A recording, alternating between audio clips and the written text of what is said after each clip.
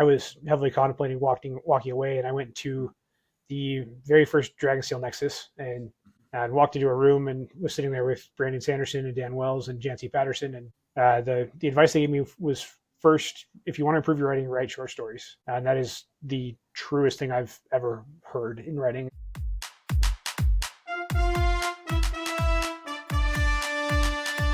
This is a 3 Questions for Authors podcast brought to you by Quilltips.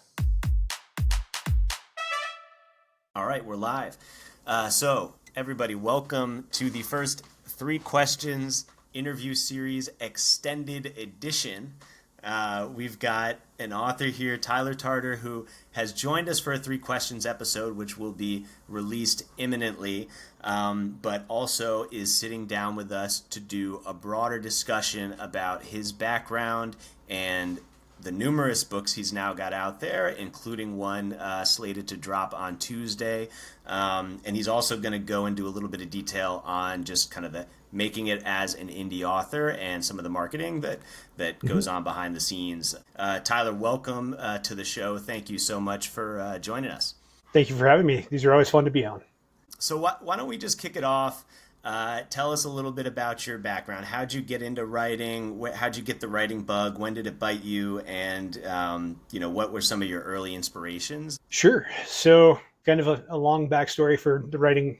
You go back to 6th, 7th, and 8th grade. My school had a different program you had alternative English programs. Mm-hmm. You had the base one that everybody went through. And then they had one that they called AL English. I don't remember what the acronym was. It wasn't advanced learning, and they made sure to stress that. But it was a lot more reader focused.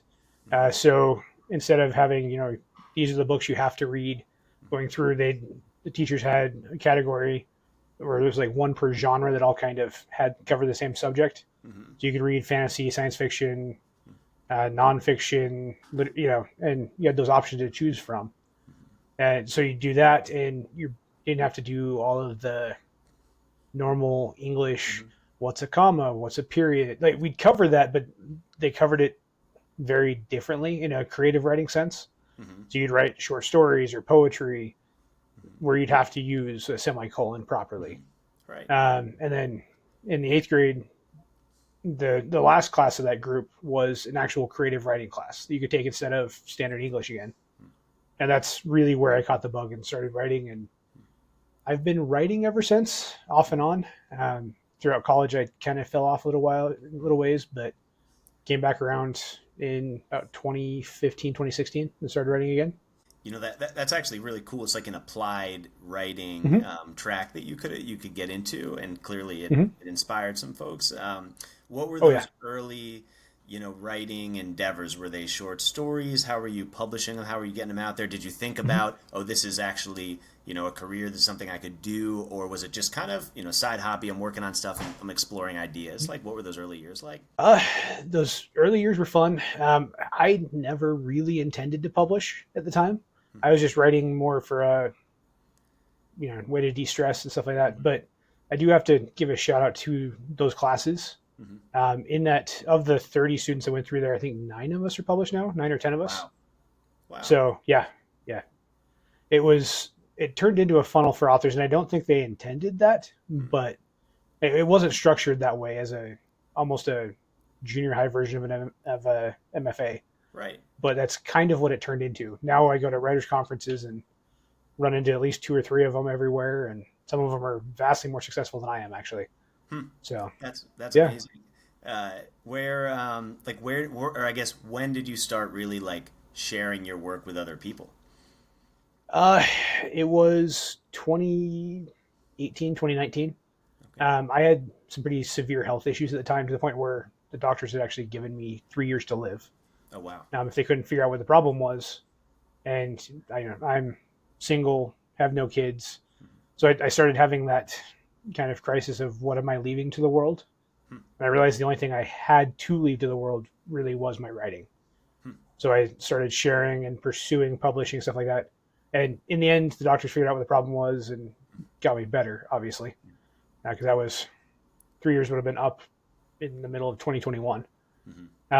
But yeah, so that's what pushed me to that next step. My mom was also super encouraging and helped that way. She was kind of the only person who ever read my stuff, besides teachers when I had to turn stuff in. Yeah, moms are always the first ones over the wall. Like they're ready to sit down and read with your stuff. Like, Hmm. well, first off, I mean, I'm so happy that you've made a recovery and that you're moving forward. And I'm sure that was just really scary. Hmm. If there's a silver lining that came out of it and it got you sort of into that push to like, all right, I'm actually going to get this out there. Hmm. That's great. Where did some of those early inspirations come from? I know kind of fantasy sci-fi has been Hmm. obviously like a passion of yours, but like how did it kind of start weaving its way into your work? Uh, Honestly, from the very beginning, it was that way. Um, a lot of the fantasy and science fiction came from those sixth and seventh grade classes Hmm. when my teachers kind of pushed me that direction. Like I had read Harry Potter Hmm. and I'd read Lord of the Rings, and that was it. But most of the time, I would read nonfiction. Yeah. Um, and a couple of teachers got me to read Orson Scott Card and a Hmm. few other authors like that. So by the time I started writing, that I knew that's what I wanted to write, and it's what I enjoyed. Hmm. So it's been there since the beginning, and kind of the foundation that got me to write in the first place. Maybe we'll switch gears a little bit. Let's talk Mm-hmm. about your books. So, uh, it's an expanding list. You've now It got a is. few. You've got a few different series out Mm-hmm. there. I'm interested into how you just think about a discrete series on its own. So maybe we'll just kind of start there. Like when you are coming up with an idea for a new book, what does that look like? How big do you start off? Do you kind of map out, this is the whole world and this is what we're getting into and these are all the kind of derivative tales and stories, or is it just really start with, oh, this is a scene or a character that I think is really cool and grow from there? Like kind of bring us into your writing process a little bit. Uh, the hard part with that question is it's a different answer for every single one of my series. Yeah. I just realized my head's blocking it. My fantasy trilogy, which Hmm. just wrapped up last year, that one was the first big one I tackled. Hmm. And I was sitting at home working on some family history stuff Hmm. and was watching Game of Thrones. And I realized that the family history I was reading was way more interesting than what I was watching. Hmm. And if I just added magic to it and gave it a little bit of a twist, I could write a really good story. Well, I thought easily, but the first book took 2.5, 3 years to get ready. Okay. So it took longer than I expected, but that was what really got me into writing that story in particular. Hmm. Um, my other the military sci-fi series with Stars and Storms is book one was a little bit different. It was just military sci-fi is always kind of my main Hmm. read, and I wanted to try and write one, and Hmm. so I just dove into it and went after it. Hmm. And then Stuck Over Heaven, which is the new series that comes out September 16th, Hmm. is that one started as a short story that was Hmm. inspired in another really hard time that I was going through. Um, and I pushed it out because one of my, I guess I could call him a mentor, encouraged me to do that. Um, and I first put out the short story. Just well, I guess background's probably important for this. At the time, it was peak COVID, so 2021.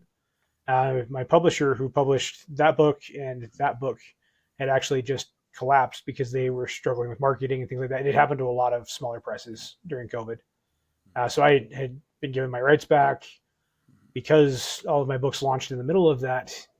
They flopped pretty hard. And honestly, I was starting to wonder if my writing was good, if it was worth it, if I should keep going. Hmm. Um, the main reason that I had been publishing had gone away. This was right after health problems had gotten resolved, so I was heavily contemplating walking away, and I went to the very first Dragonsteel Nexus and ended up in. They had writers classes there, but they didn't advertise them at all. Hmm. So unless somebody told you they were up there, you didn't know.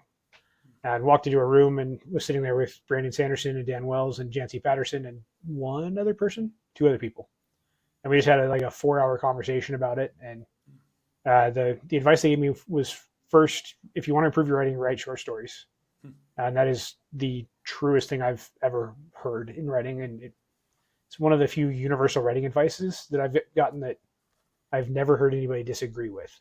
Hmm. Um, And then they encouraged me, once you have a story you like, start submitting it to short story contests, and you'll get a gauge on whether your writing is good or not.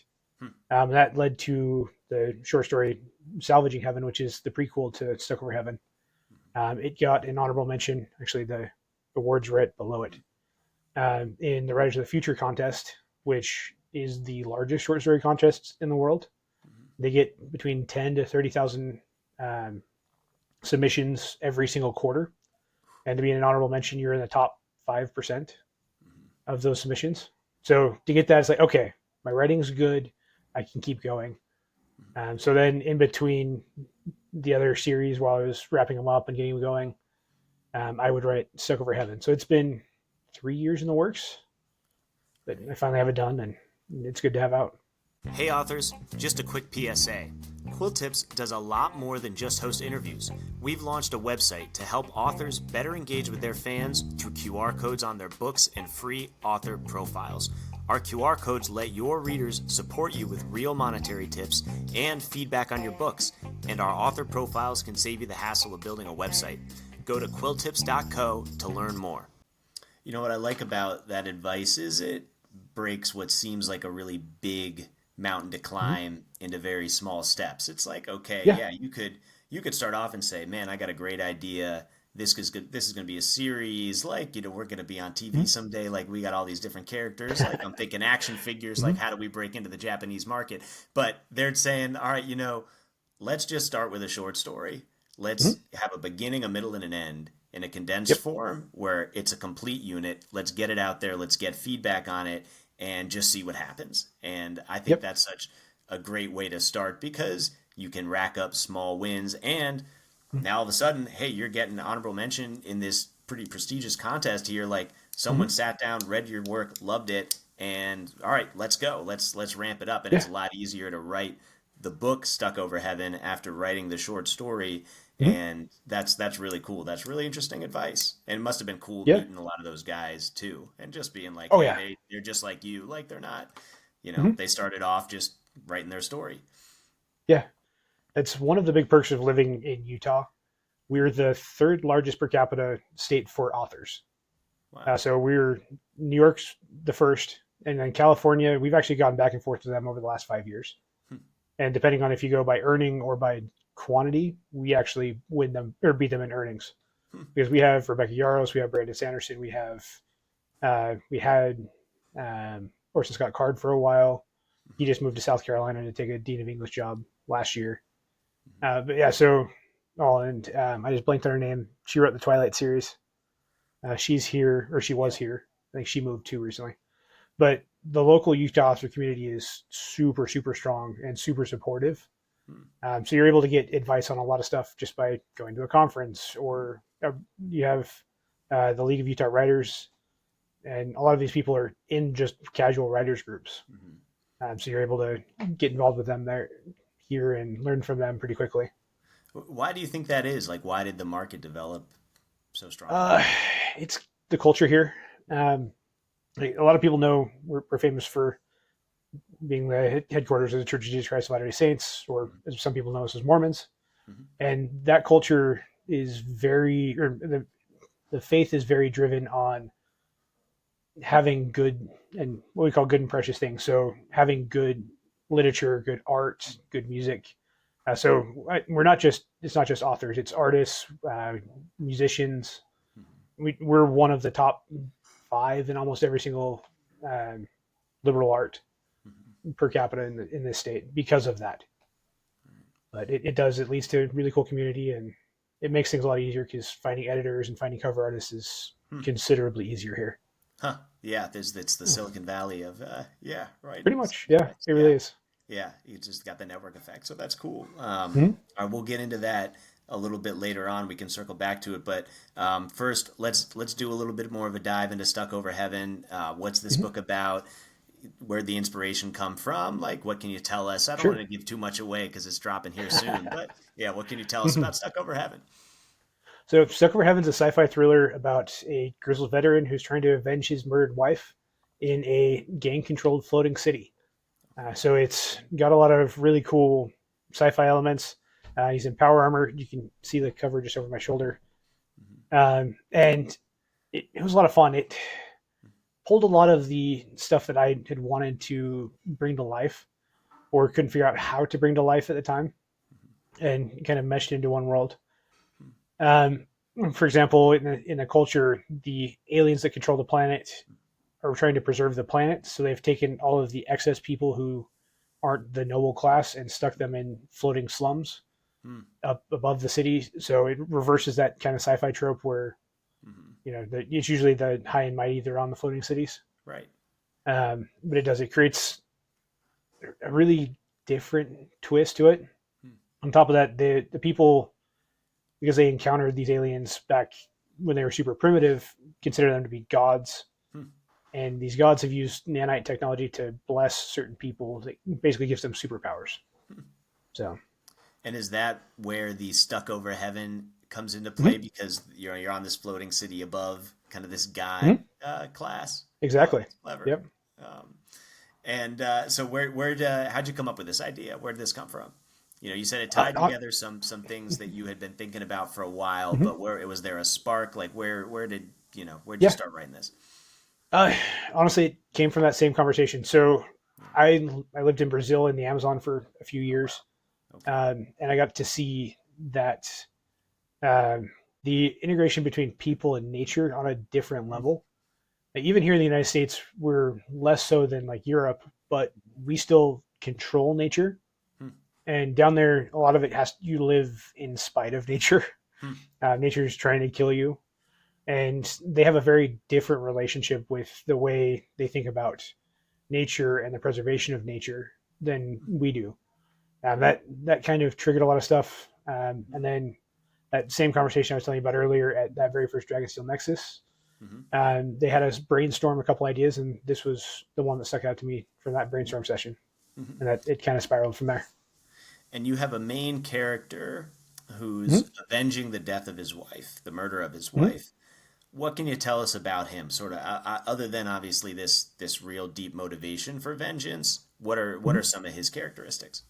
He has been through a lot, to put it simply. He's been through the bloodiest battle in that planet's history and was one of the few survivors to walk away. So he's very scarred, a lot of PTSD and survivor's guilt. Hmm. And the only thing that's really keeping him moving forward is that desire for vengeance. That for him, that's the last thing he needs to accomplish Hmm. to make his life at least somewhat fulfilled. Hmm. And during the story, he encounters different people and creates different relationships that kind of pull him out of that. He's very much a reluctant hero. He has one purpose, but what he ends up accomplishing is far beyond what he intended Hmm. because of the people around him and how they actually hold him up and support him that way.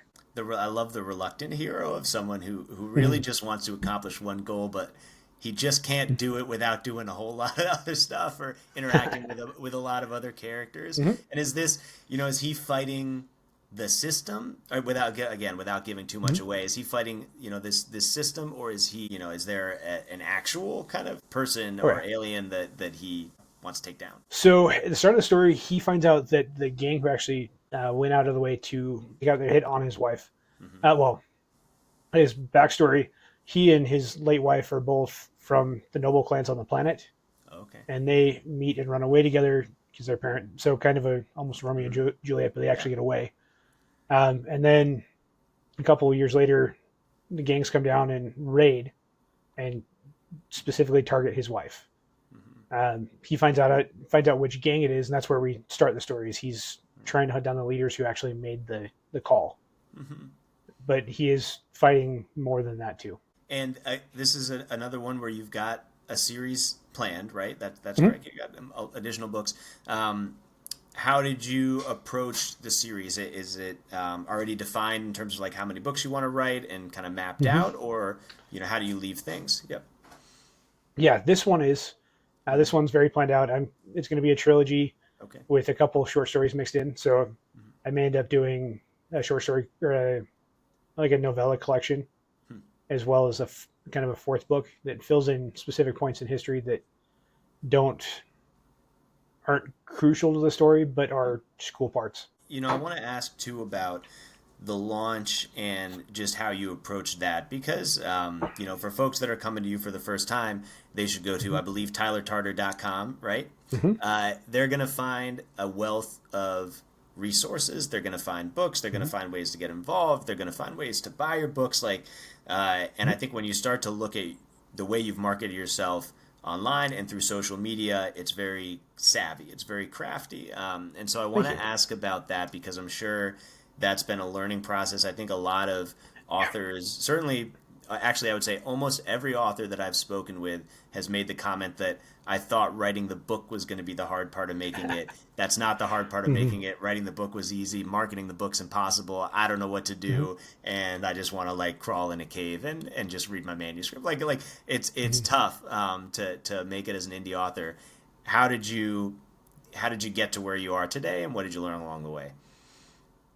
Very slowly and painfully. Like I said, my initial publisher collapsed due to COVID, and honestly, COVID changed all of the rules for marketing a book. And there was very few authors that were actually up on it and had the infrastructure in place ahead of time. So it took me a good 3 years to really get anything figured out. I had to really build a social media presence, get involved in writers' communities, and get involved with local bookstores and things like that to get myself known Mm-hmm. before I was really kind of welcomed in and actually started getting the notoriety. So it's been a very slow build. And for new authors, there's a few things I always suggest, or new writers that haven't published yet. It's start an Instagram and TikTok, and start sharing about your book during the writer's process. This will build a community of buyers before the book is even out. And if you have that loyal fan base and following before you get started, you'll see considerably more success than someone who's got to kind of claw to get attention on those environments. 'Cause there's a lot of us. Um, and on top of that, just going in and meeting people at the bookstore, asking them for advice, how to, you know, get into their stores, what type of books they sell. Mm-hmm. Just having those conversations opens a lot of doors as well and Mm-hmm. get you involved in communities. And once you're there, getting invited to conferences is a lot easier because there's someone who can vouch for you. And That's great advice to start early, plant the seeds. Don't just write your book and then be like, oh, now I have to mm-hmm. move to marketing and let me just like try and shout as loud as I can and see if anyone Mm-hmm. will immediately buy my book. It's like this is a slow burn process. It takes a lot of Mm-hmm. time and it takes repetitions. How does someone even approach a bookstore? Like, how would you even do that? It's great advice. What do you do? What do you sit down and do when you want to talk to a bookstore? Honestly, bookstores are the easiest conversation I have when it comes to my books. They they run a store that's about books. Mm-hmm. So they're very excited to get to know you and have conversations. If you don't have a book published yet, even going in and say, "Hey, I'm an aspiring author. Here's what I'm writing. What type of stuff does this sell well at this bookstore?" And they'll have an hour long conversation with you about what type of stuff sells, if they're a good fit for the book you're writing or not, what type of stuff that their audience likes, and it's a really good way to get your foot in the door Mm-hmm. and get started. Uh, and that goes for stores like Barnes and Noble as well.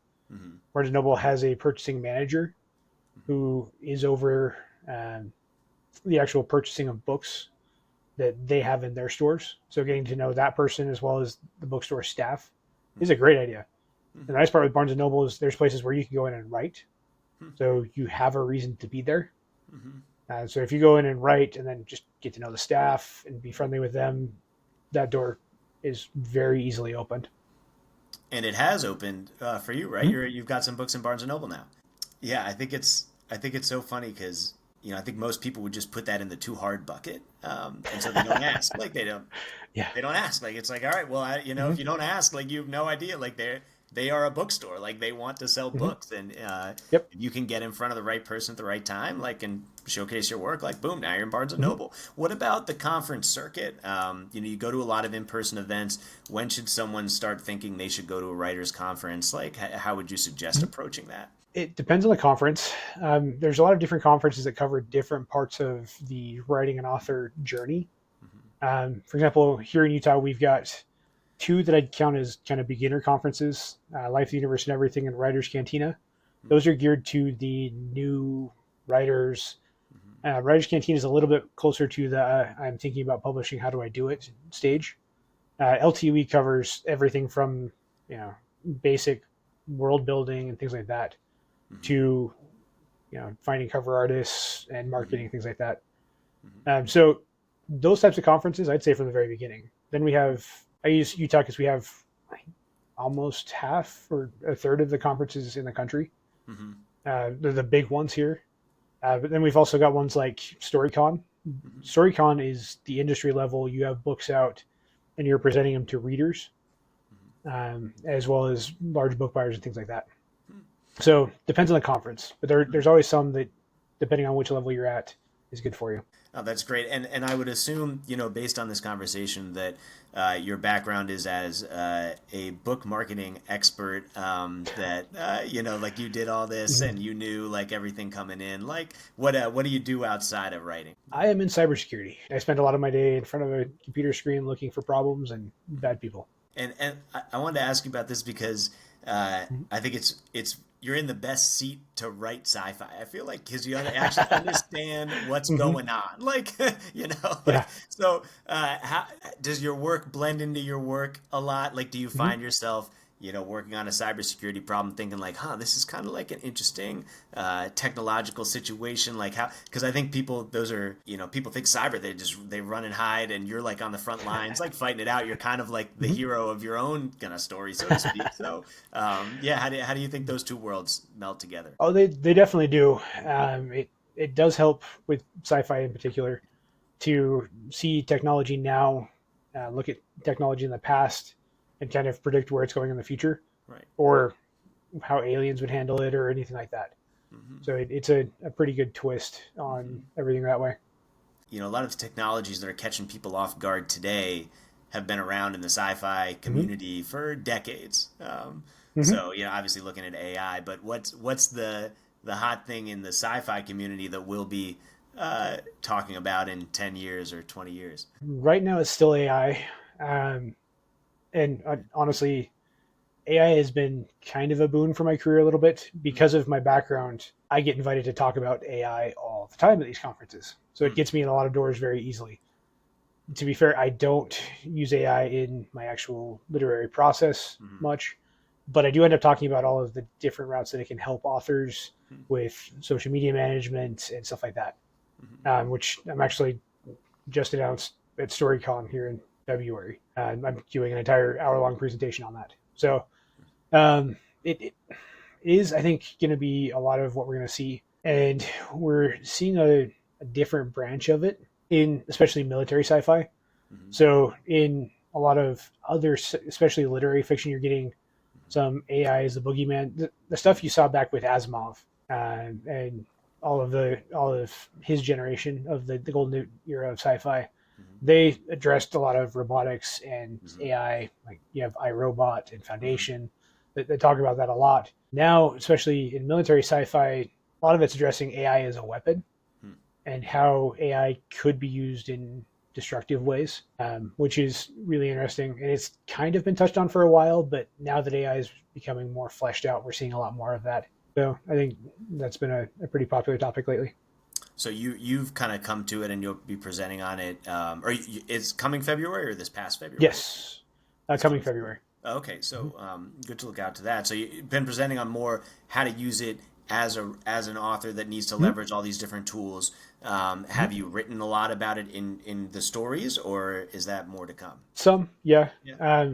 AI is a fairly big part of Stuck Over Heaven in the simple responsive AI. So, like you see with nanites and robotics, but that's an entire topic I could dive down to. That part of my day job is a lot of artificial intelligence and the different uses for it. But so it's actually a big part of both of them. One of the big things I include in my military sci-fi series is electronic warfare, which is a definition in the U.S. brought in the 90s, I believe. Originally, we started with just simple electronic warfare to target satellites, but now we've got fighters and planes that can fly over. For example, in Iraq and Afghanistan, because IDs were a big problem, they invented an F-16 that could fly over a city and it would trigger every single electronic device. So pagers, garage door openers, phones, everything like that to go off so that all of the bombs would explode before they could be triggered by anything else. And honestly, that I think that's where you're going to see the biggest leaps and bounds in AI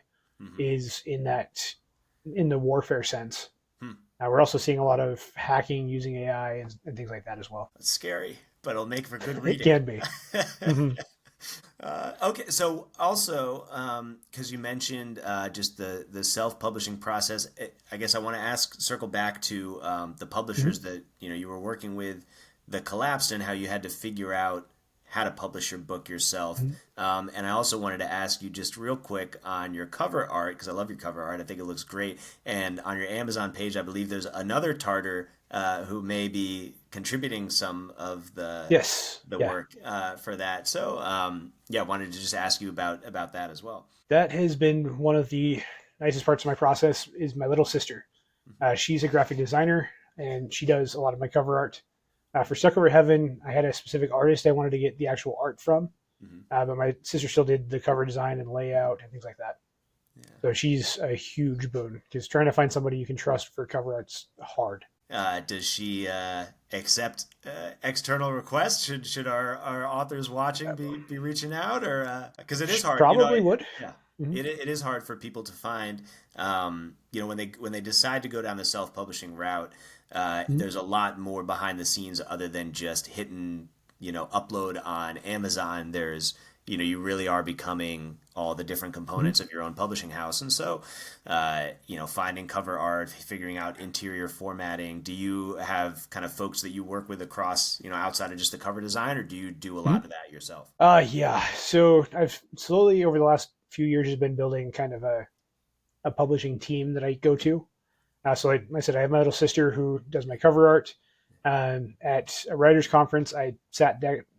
There was a class about how to find your editor, and I sat down next to someone, and after talking, she was a new and upcoming editor, Yeah. and we realized that we liked the same books, and so she knew my genre well. Hmm. And ever since then, I've used almost exclusively her for all of my editing, Hmm. and she absolutely kills it. In situations like that, the artist for this, she and I are both running in my free time. I play Warhammer 40k, and she does a lot of fan art of Warhammer 40k on Instagram. And we are part of this, just did some of the same groups. I reached out and asked her if she was interested in doing a book cover, and that was actually her first one she's ever done. She absolutely killed it.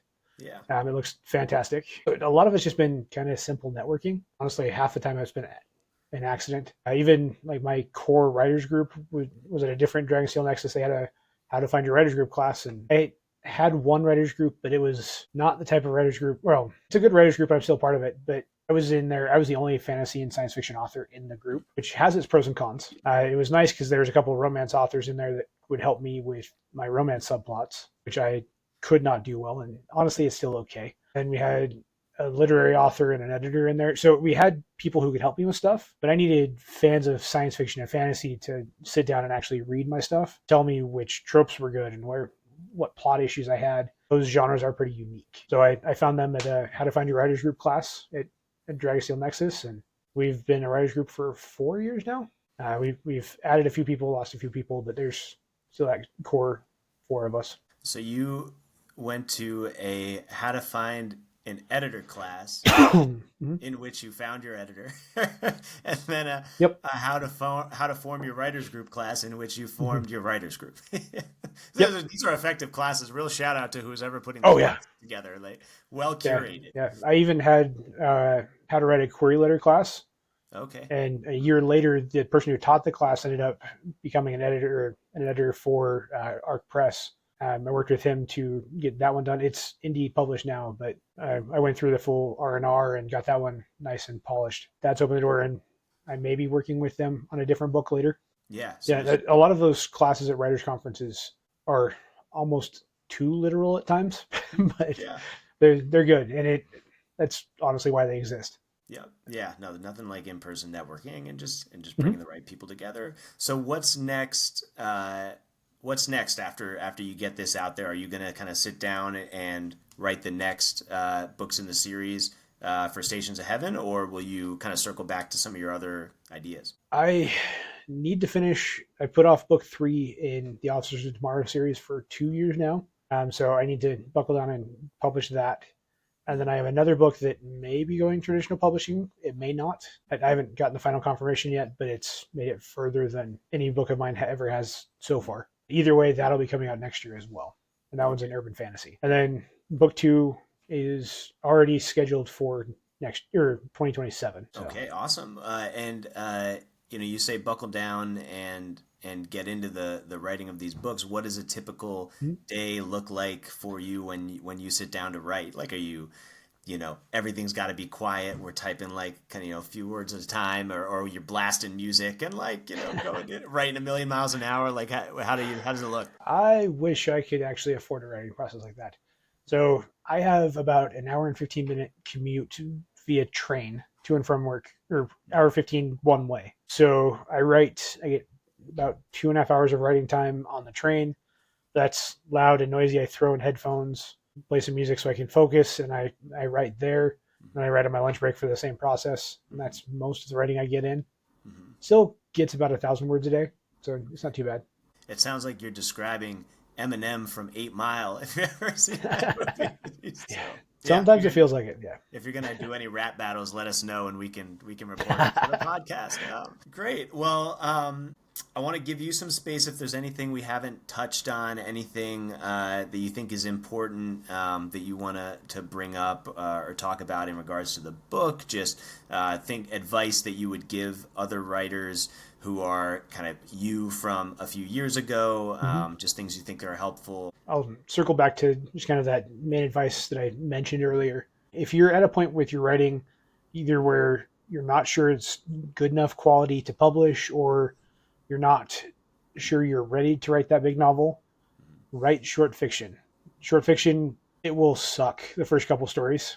That's the entire point. Don't get discouraged by that, because short fiction, when you write it, it forces you to cut out all of the fluff, because you've got to get an entire story out in 5,000 words. So by doing that, you cut out the fluff, you cut out all of the Robert Jordan, they journey for 4 days and have conversations to fill in backstory, and you get to see where your big problems are. And once you've done that a few times, you'll see drastically improved writing, because you'll see those and you'll fix them in the next round. And then you can start experimenting as well. You can write in different genres. For example, 2 of my 5 published short stories are actually horror, weirdly enough. I don't like reading horror. I'm not a horror fan. I hate horror movies. But somehow I write good horror, at least in short fiction. I've never tried to do a full novel, and I'm not sure I ever will. I also don't like the headspace it puts me in. But, but because I'm good at writing it, it's done well. One of the other ones is almost like Redwall fantasy. It's about some squirrels that get saved by a barbarian by accident, and they take a life debt and have to try and save him over and over again. Yeah. So it's kind of a comedic horror, or a comedic fantasy that's a lot more lighthearted than I write, because I write a little bit closer to grimdark than I do like lighthearted. That's always what I've read and what I enjoy. So doing that also enhances your skills and lets you focus on certain things. For example, like I said, one of my big flaws was romance. So I wrote a short romance story. Still terrible. It will never see the light of day, but I was able to see a lot of my problems and fix them. And then on top of that, a lot of the short fiction community is super, super supportive. One of the big ones I always talk about is Writers of the Future. Once you're involved with them, they're very supportive, even if you're not a winner. If you're a winner, they're super, super supportive. It's a free to enter contest that happens 4 times a year and has a, I think, $5,000 grand prize for it. So it's worth doing. It gives you an excuse to write 4 short stories a year. And they've got forums that are free. There's one of my big writing communities is run by an author named Wolf Moon. He's one of the winners. It's called the Wolf Pack. They're super, super supportive.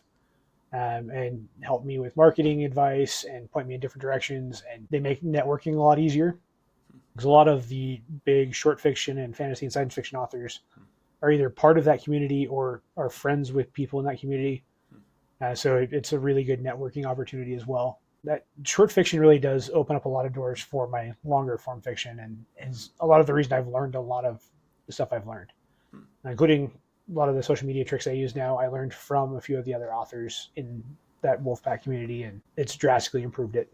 I mean, something that jumps out to me from this conversation just in general is your commitment to feedback and Mm-hmm. receiving honest thoughts about your writing. You know, you don't Oh seem yeah. like the type of author who, if someone says something negative about your work, you're going to be really upset and hate them forever and light your manuscript on fire. Like Mm-hmm. it's an iterative process. It's okay if you look back on something and it's not the greatest thing that you thought it Mm-hmm. was, because that means that your next thing you write is going to be that much better.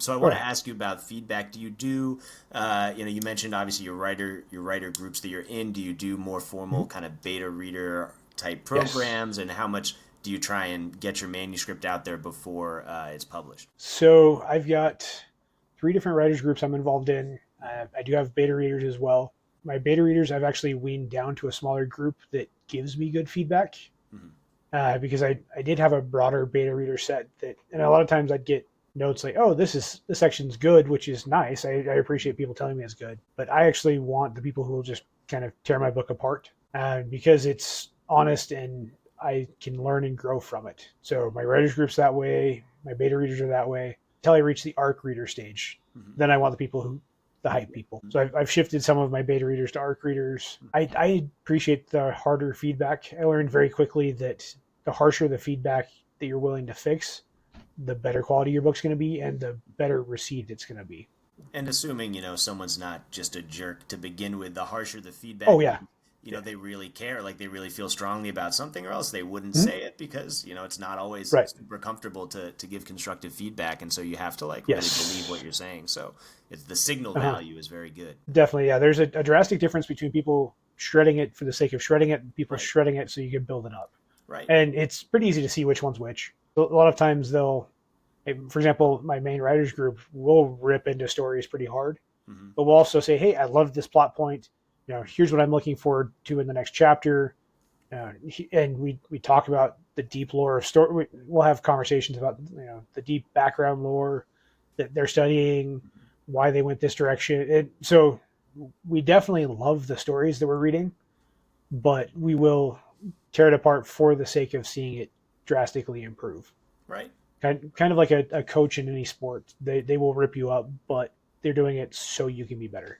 Mm-hmm. Well, I wanted to leave us with this impromptu now. We'll have to do this every time going forward because I like it. I want to read the description of Stuck Over Heaven for our listeners here, so they can get a sense of this. So here we go. So, having lost his wife and children in a raid on the planet's surface by some rogue fighters, Everoon, am I pronouncing that right? Everoon? Mm-hmm.